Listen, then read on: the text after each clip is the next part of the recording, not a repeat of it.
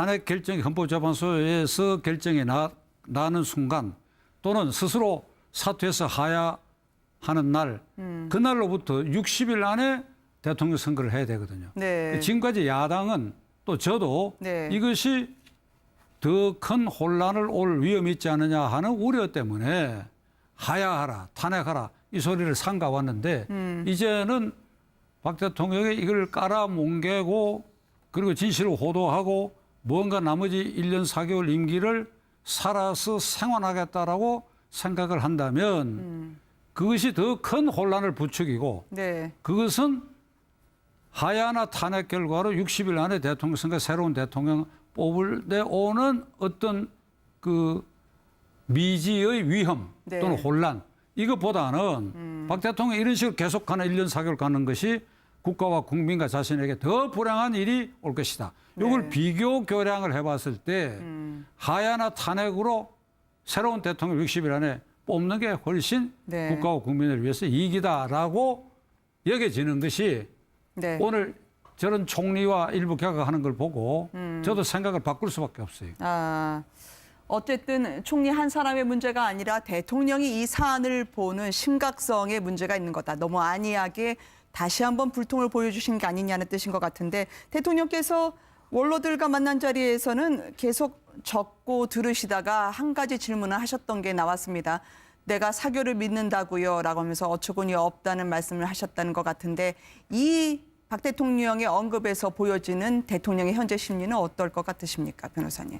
글쎄, 박 대통령의 현재 심경은 네. 좀 참담한 심경이 있을 것이고 그러면서도 모든 걸 내려놓고 모든 걸 고백하겠다고 하는 심경에까지는 차마 결단을 네. 못하고 있는 것 같은데 저는 박 대통령과 여전히 그 측근에서 조언하는 사람들이 아마 있을 것입니다. 네. 그대들에게 내가 충고를 하고 싶은데 네. 98년에 빌 클린턴 대통령이 러윈스키와의 이 성추문 스캔들 사건이 터져가지고 클린턴 대통령이 위정을 했어요. 네. 성추문에 대해서 아주 좁혀서 네. 이 위정을 하는 바람에 네. 이게 탄핵 절차에 들어갔어요. 탄핵 절차에 들어가고 나서 특별검사 조사를 받을 때 모든 걸 국민들 앞에 생생하게 사실대로 다 네. 고백하고 말았습니다. 네. 그래서 그 탄핵을 모면한 일이 있는데 박근혜 대통령도 네. 오늘 이런 허술한 개각 절차를 밟기 이전에 네. 그 절차부터 먼저 밟아봤더라면 모든 걸 고백을 했더라면 네. 이게 그렇더라면 이 하야와 탄핵 요구의 쓰나미를 어느 정도 막아낼 수 있었는데 이제는 못 막아낼 거 아닌가. 네. 대통령. 만일 저기에 네. 조금 전 뉴스에 나왔습니다만 김병준 내정자라 그럴까 내정자가 총리 취임을 거부하겠다라든지 이런 일이 생기면 아마도 걷잡을 수 없는 사태가 생기고 말 것이고 네. 추정 건드는 김병준 씨도 내가 총리하겠다고 덜커덕 수락하기도 어려운 상황으로 지금 되어가고 있지요. 야당이 총리 네. 인준 자체 절차를 거부하겠다고 맞습니다. 지금 나왔기 때문에 청문회 거부하고요. 박 대통령에 대한 분노가 이제 탄핵 하야로 이어질 것이라고 박지원 비대위원장은 얘기하고 있는데 또 알고 보니까 김병준 총리 내정자도 고향이 고령이더라고요. 우병우 전 수석 장인의 고향 아니겠습니까? 이게 최순실 씨 변호사, 이경재 변호사도 고령 출신이고요. 또 김병준 총리 내정자도 고령 출신이고 이게 새로운 실세로 부각이 되는 성지가 되려나요? 어떻게 보십니까? 이거 우연이라 볼 수 있을까요? 나는 우연이라고 봅니다. 네. 우연이고 오비락일 수도 있고 또 네. 의도적인 것이라고 지금 보기에는 어렵고 김병준 씨가 원래 노무현 대통령 밑에서 열심히 일했던 정책실장까지 사람이고 하셨던 분이죠. 근데 네. 문제는 지금 이 단계에서는 박 대통령이 이거 헛짚은 것 같아요. 네. 그런데 이 헛짚은 정도가 그 파장이 어떻게 될지는 오늘 내일 지내봐야 되겠는데 네. 저는 박 대통령 자신과 그를 이 순간에도 돕고 있는 분들에게 네. 내가 우리 헌정사의 비극적인 사실 하나를 한번 상기시키고자 합니다. 네. 이건 지난 일요일 날 MBN에서 내가 이걸 자세하게 얘기를 못하고 말았는데 네. 그 1960년 3.15 부정선거라고 하는 게 이승만 대통령은 민주당 후보 조배옥 박사가 후보 신분으로 이게 월트리트 육군병원에서 암 수술 후에 2월 달에 네. 돌아가셨거든요. 네. 그 사실상 이승만 대통령은 사선이 네. 경쟁자 없이 그냥 되게 돼 있었다. 근데 자유당 세력들은 문제는 부통령 후보 이기붕 씨를 네. 56년에도 장면식이 뺏겼기 때문에 이게 죽작을 당선시켜야 돼. 이 박사가 고령이니까 네. 유고가 생길 가능성도 있고. 그래서 부정선거를 감행했는데 그래서 투표 시작하는 순간부터 데모가 일어났거든요. 네. 그러니까 미리 가봤더니 이미 다 투표해버리고 뭐 이게 다 조작해버리고 나왔으니까. 그 마산서 데모가 터졌지요. 네. 그 데모가 가열되기 시작했는데 그 어느 순간 조금 소강 상태에 빠졌어요. 네. 그때 이기붕 씨가 기자회견에서 무슨 말을 했는가 하니까 부통령직 당선을 사퇴하라고 하는 요구가 데모가 이렇게 이 확대되다가 약간 소강 상태에 빠졌을 때 뭐라고 얘기했는가 하니까 부통령직 당선의 사퇴를 네. 고려하겠다 그랬어요. 아, 네. 고려하겠다. 네. 고려하겠다는 그 두 마디가 데모를 촉발시켰고 그 기자회견 있고 정확하게 일주일 뒤에 그 일가 네 사람은 청와대 경내의 행정관 네. 관사, 어떤 행정관 관사에서 자살한 변시 제도로 발견이 됐어요. 이게 아무래도 이게 헌정사의 경험입니다. 이게 지금 청와대 박 대통령이 궁지에 몰려 있는 네. 하야와 탄핵 쓰나미가 청와대 담장을 넘어서 본관과 관저 입구까지 가 있는 이런 마당에 이 비상사태를 탈출하기 위해서는 꼼수로 해서는 안 돼요. 네. 김병준 총리를 지명했다라고 하는 얘기를 듣고 이게 60대 전문직 여성단체 멤버들이 저에게 전화를 걸어 뭐라고 얘기하는가 하니까 우리는 박 대통령 지지했던 사람이다 이거지. 네. 근데 이게 혼이 나갔지 않느냐 박 대통령이 어떻게 이런 선택을 할 수 있느냐. 네. 자신부터 먼저 고백을 했어야 된다 이거지. 뭐가 두려우냐 이거지. 네. 고백해가지고 물러서는 일이더라도 그것이 최소한들의 명예를 지키는 일이지 이것을 감싸고 뻗치고 감추려고 하는 이런 모습을 왜 보이느냐. 네. 그래서 저는 이기붕 씨의 그런 비극적인 얘기를 박 대통령 자신과 그 측근 진언하는 그룹에 네. 지금 이 얘기를 하고 있는 것입니다. 이걸 되돌아보라 이거예요. 이게. 네.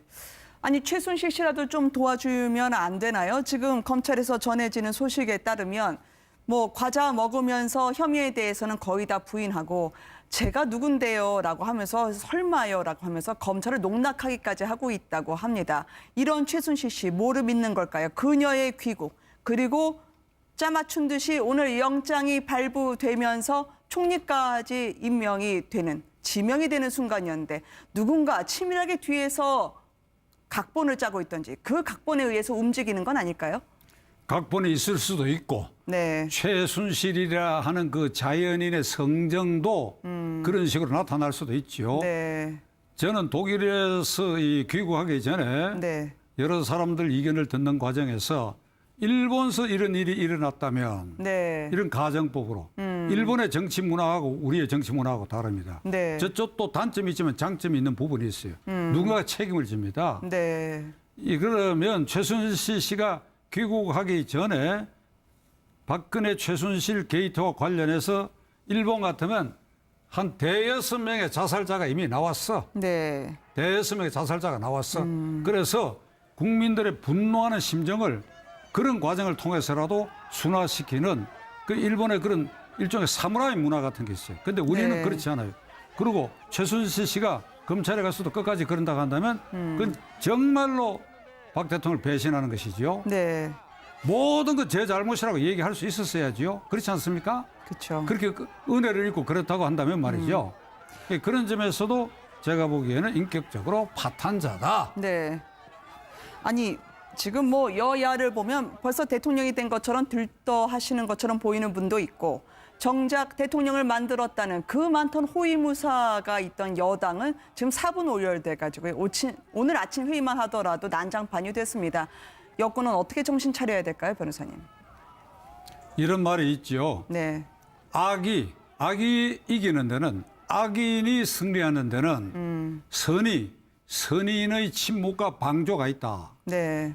그 친박들은 19대 국회 이래의 실권을 쥐고 20대 국회 박 대통령 당선시키고 이 과정에서 네. 노론자위를 차지하고 해먹을 다 해먹었잖아요. 네. 그들은 국민과 역사 앞에 직무유기한 사람들이죠. 네. 그들의 침묵과 방조가 네. 끝내는 박 대통령으로 하여금 최순실 게이트의 몸통으로 전락시킨 주범들 중에 한 가닥인데 네. 반성해야지.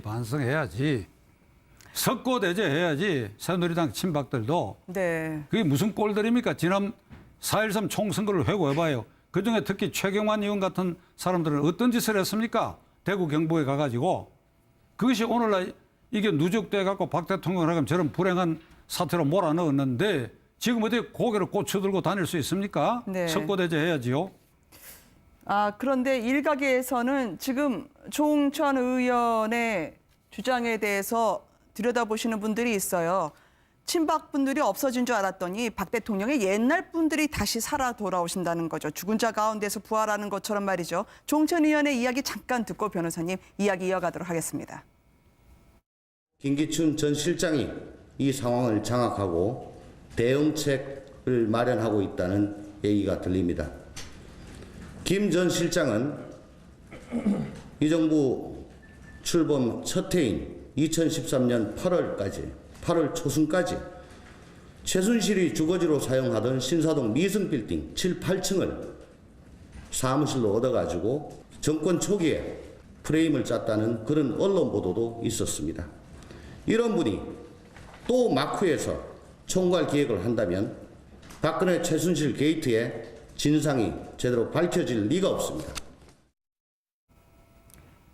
최순실 게이트라고 하는 종이가 펼쳐져야 되는데 그게 착착 접혀지고 있는 것 같다. 그 배후에는 김기춘 전 실장이 있는 것 같다라는 주장이었었습니다.